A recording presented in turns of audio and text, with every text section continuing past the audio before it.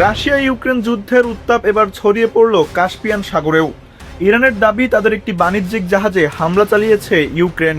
এই ঘটনায় জাহাজে বিস্ফোরণ ঘটে, একজন নাবিক নিহত এবং আরেকজন আহত হয়েছেন। ঘটনার পরই কূটনৈতিক উত্তেজনা চরমে পৌঁছেছে। ইউক্রেনের ভারপ্রাপ্ত রাষ্ট্রদূতকে তলব করে আনুষ্ঠানিক প্রতিবাদ জানিয়েছে তেহরান। ইরানের ভাষ্য, ইউক্রেনের নেতৃত্ব হামলার বিষয়টি স্বীকার করেছে এবং এটি ইরানের প্রতি কিয়েভের বৈরী নীতিরই অংশ। তেহরান বলছে এই হামলা জাতিসংঘ সনদের লঙ্ঘন এবং এর ফলে রাশিয়া ইউক্রেন যুদ্ধ আরও বিস্তৃত হওয়ার আশঙ্কা তৈরি হয়েছে। এ বিষয়ে ইউরোপীয় ইউনিয়নের পররাষ্ট্রনীতি বিষয়ক প্রধান কাজা কালাসের সঙ্গেও কথা বলেছেন ইরানের পররাষ্ট্রমন্ত্রী আব্বাস আরাকচি। তিনি আন্তর্জাতিক সম্প্রদায়ের কাছে ঘটনার নিন্দা এবং জড়িতদের জবাবদিহির দাবি জানিয়েছেন।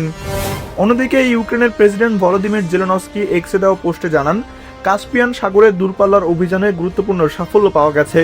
তার দাবি, অভিযানে ইরান সংশ্লিষ্ট সামরিক সরঞ্জাম বহনকারী একটি জাহাজ ও একটি যুদ্ধ জাহাজে আঘাত হানা হয়েছে।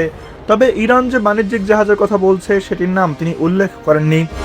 2022 সালে ইরান রাশিয়াকে শাহেদ ড্রোন সরবরাহ করার পর থেকেই কিয়েভ ও তেহরানের সম্পর্কের অবনতি ঘটে।